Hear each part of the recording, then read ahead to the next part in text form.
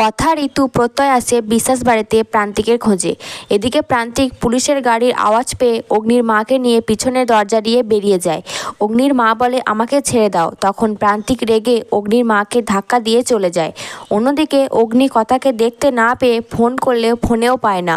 অগ্নি আলমারি খুললে তার মায়ের জিনিসগুলো পড়ে যায়। মায়ের কথা তার বারবার মনে পড়ে। এদিকে ঋতু আর কথা পিছনের দরজা দিয়ে প্রান্তিককে খুঁজতে গেলে অগ্নির মাকে দেখে মাথা ফেটে রক্ত পড়ছে।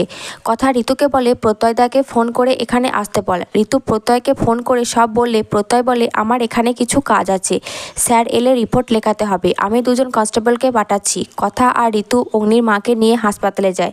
কথা বাড়িতে ফিরলে অগ্নি বলে কোথায় গিয়েছিলি, নিশ্চয়ই প্রান্তিকের খোঁজ করতে। তখন কথা সব ঘটনা খুলে বলে অগ্নিকে। কথা এটাও বলে ওই ছায়াদেবী নির্দোষ, ওনার চোখ দুটোয় কেমন মা মা ভাব আছে। এটা শুনে অগ্নি প্রান্তিকের বাড়িতে থাকা ছায়াদেবীর কথা ভাবে।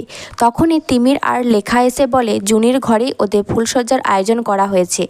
কথা জুনির কথা ছোটকা আর অগ্নিকে বলে তোমরা 1 নম্বরের ফাঁকিবাজ। আজ ওদের ফুলসজ্জা, কিন্তু আমরা কেউ একবারও ওদের মনের কথা জানতে চাইনি যে ওরা কি চায়। কথা বলে আমি জুনির সাথে কথা বলছি। অগ্নি ছোটকাকে বলে আমরাও আখির সাথে কথা বলি চল।